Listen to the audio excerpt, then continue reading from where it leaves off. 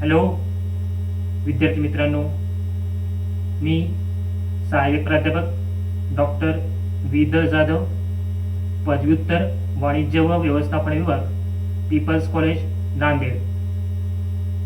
आज आपल्यासाठी आजच्या या तासामध्ये घेऊन येत आहे पायाभूत व्यावसायिक संदेशवहन या विषयातील प्रकरण 3, प्रभावी व्यावसायिक संदेशवहन. यापूर्वी आपण 2 प्रकरणे या विषयाची अभ्यासलेली आहेत, जे बीकॉम प्रथम वर्ष प्रथम सत्राच्या विद्यार्थ्यांसाठी उपयुक्त आहेत. जे विद्यार्थी स्वामी रामानंद तीर्थ मराठवाडा विद्यापीठ नांदेड या अंतर्गत शिकत आहेत, त्यांच्यासाठी यापूर्वी आपण 2 प्रकरणे अभ्यासलेली आहेत. तर आज आपण अभ्यासणार आहोत प्रकरण 3, प्रभावी व्यावसायिक संदेशवहन.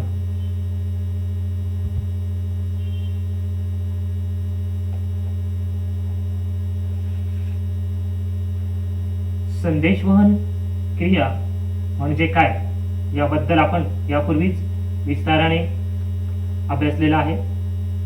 उद्दिष्टांशिवाय व्यवसायामध्ये संदेशवहन क्रिया घडवून येणे शक्य नाही. व्यवसायामध्ये प्रत्येक वेळेस व प्रत्येकच परिस्थितीमध्ये संदेशवहनाची विशिष्ट उद्दिष्टे असतात. या उद्दिष्टांबद्दल यापूर्वीच आपण अभ्यास केलेला आहे. परिस्थितीनुसार व संदेशदात्याच्या गरजेनुसार ही उद्दिष्टे निश्चित होतात. संदेशवहन क्रियेचा दुसराही एक असा निकष आहे, संदेशदात्याने रीतसर संदेश दिल्यानंतर संदेश प्राप्तकर्त्याकडून अपेक्षित प्रतिसाद मिळणे आवश्यक असते. संदेशदात्याला संदेश प्राप्तकर्त्याकडून अपेक्षित प्रतिसाद मिळाला आणि संदेशवहन क्रियेची अपेक्षेनुसार उपलब्धी घडवून आली तर त्या परिस्थितीमध्ये संदेशवहन क्रिया प्रभावी ठरली असे मानायला हरकत नाही. प्रभावी संदेशवहन म्हणजे काय? ज्या संदेशवहनातून अपेक्षित उद्दिष्टे साध्य होतात त्यास प्रभावी संदेशवहन असे म्हणतात. सोप्या भाषेत जर तुम्हाला करण्यासाठी सांगायचं असेल तर प्रभावी संदेशवहन म्हणजे, जसं उदाहरणार्थ आता मी हे जे काही तुम्हाला शिकवत आहे हे तुमच्यापर्यंत पोहोचणं आणि ते तुम्हाला समजणं म्हणजेच हे काय आहे, प्रभावी संदेशवहन. जर मी फक्त शिकवतोय, सांगतोय आणि तुम्हाला काही समजत नाही तर ते संदेशवहन प्रभावी होणार नाही.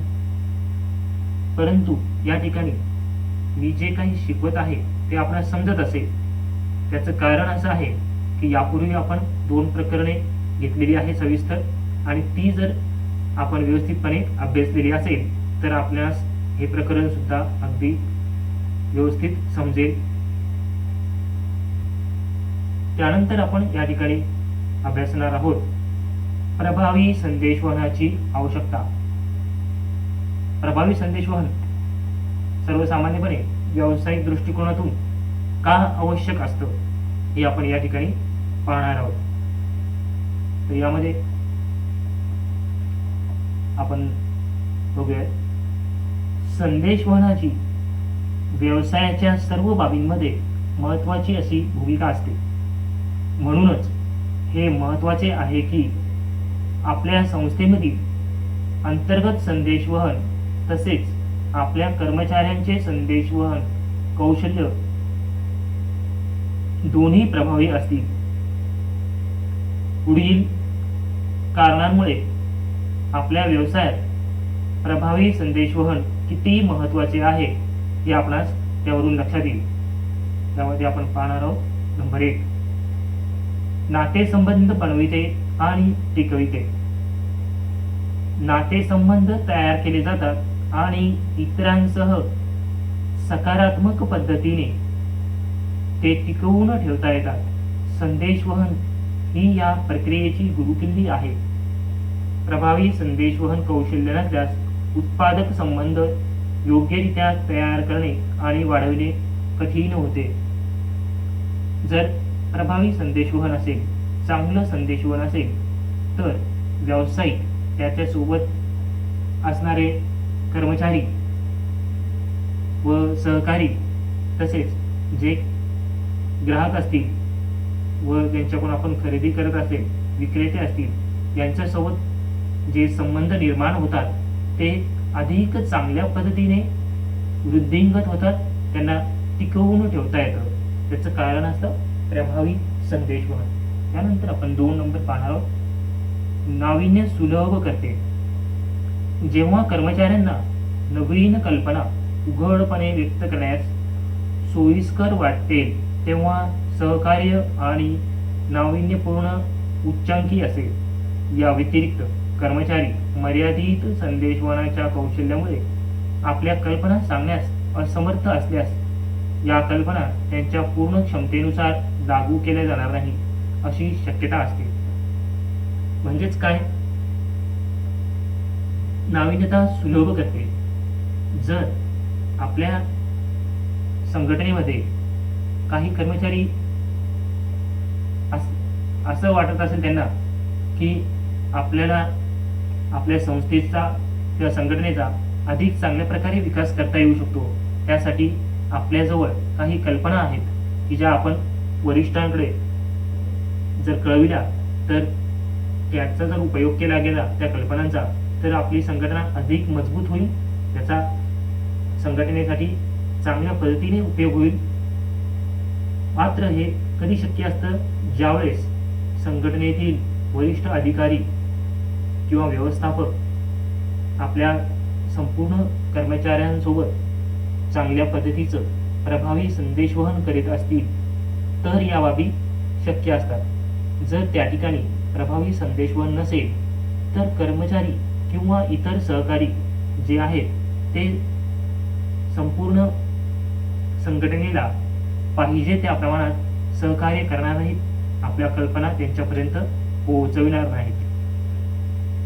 त्यानंतर नंबर 3, एक प्रभावी संघ तयार करते.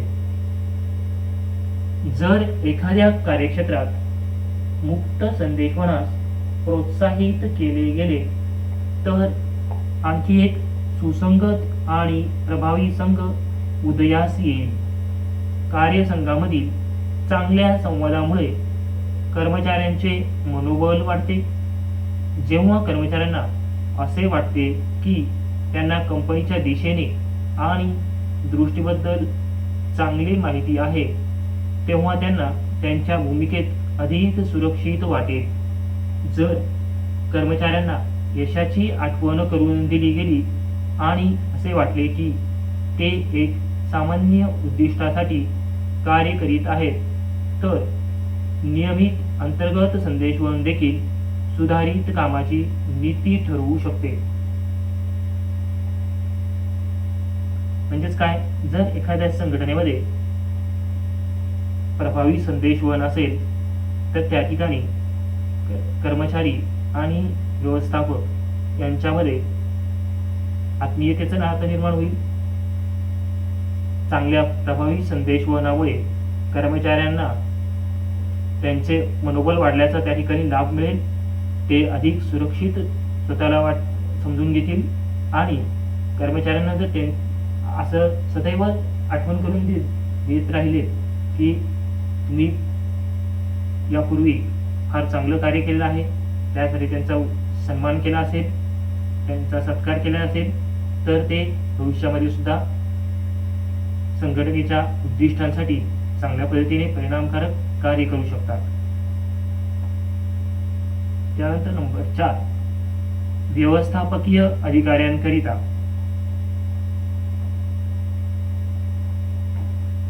जेव्हा व्यवस्थापक प्रभावी संदेशवाहक असतात तेव्हा ते कर्मचाऱ्यांना त्यांच्या जबाबदाऱ्या आणि त्यांच्याकडून अपेक्षित असलेल्या बाबींबद्दल पुरेशी माहिती देण्यास अधिक प्रोत्साहित करतात.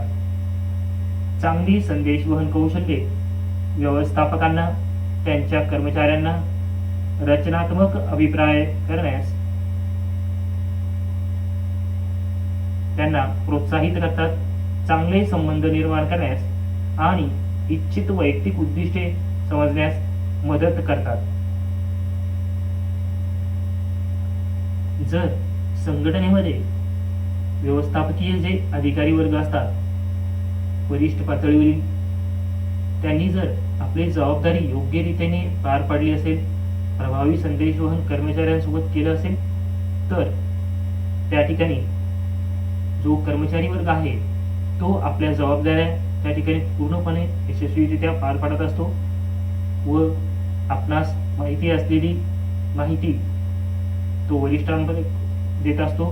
कुठलीही अडचण आली असेल, कुठल्याही प्रकारची समस्या उद्भवली असेल तर त्याची माहिती वरिष्ठांपर्यंत पोहोचवित असतो. त्यामुळे या प्रभावी संदेशवहनाचा संघटनेला त्या ठिकाणी चांगला फायदा मिळतो. याशिवाय जर काही त्यांचे सजेशन्स असतील, म्हणजे अभिप्राय त्यांना द्यायचे असतील, तर ते त्या ठिकाणी कर्मचारी वर्ग वरिष्ठांना देऊ शकतात, म्हणजे ज्यामुळे संघटनेमध्ये अधिक चांगल्या पद्धतीनं काम करता येऊ शकेल. त्यानंतर आपण पाहणार आहोत नंबर 5, कंपनीच्या वाढीस हातभार लागतो. संदेशवहनाच्या अभावी कोणत्याही संस्थेचा विकास पाहिजे त्या प्रमाणात होऊ शकत नाही. तरीही हे एक धाडसी विधान आहे. अंतर्गत आणि बहिर्गत योग्य संदेशवहनाशिवाय बऱ्याच संस्था टिकून राहण्यासाठी संघर्ष करतात. संदेशवहन देखील उत्पादकता वाढवू शकते आणि धोरणांच्या अंमलबजावणीत अनावश्यक विलंब टाळण्यास मदत होते.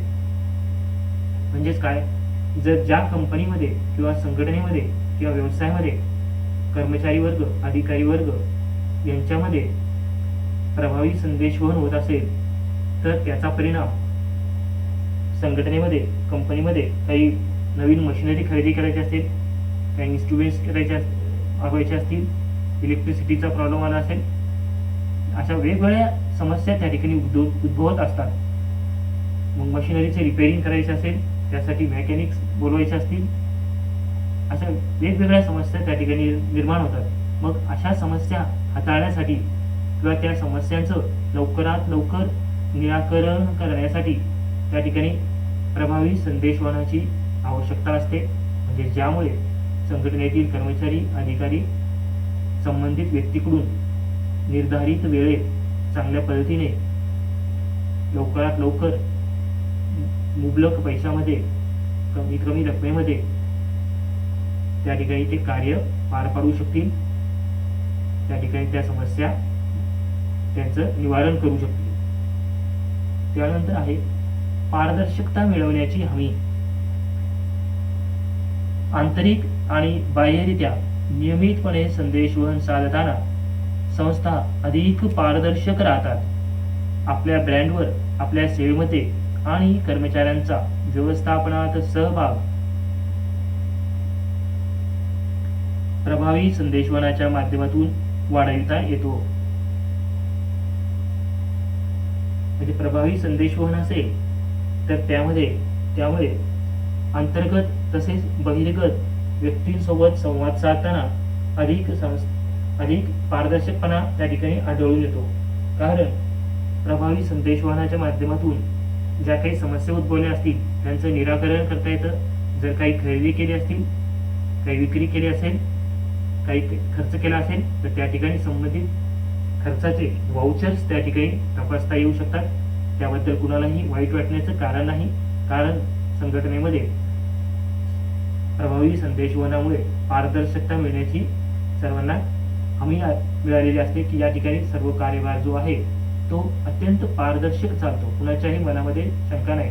कुणीही कार्य केलं असेल तर त्यामध्ये चौकशी होत असेल तर कुणीही त्याला सहकार्य करेल, टाळाटाळ करणार नाही. जर आपण केलेल्या खर्चाच्या नोंदी कुणी तपासतच नाही याची जर जाणीव असेल तर त्या ठिकाणी अफरातफर होण्याची शक्यता अधिक असते. जर आपण केलेल्या खर्चाच्या नोंदी तपासल्या जात असतील, नियमितपणे तपासल्या जात असतील तर त्याबद्दल कुणाला वाईटही वाटत नाही आणि अफरातफर होण्याची शक्यता सुद्धा अत्यल्प असते. धन्यवाद मित्रांनो.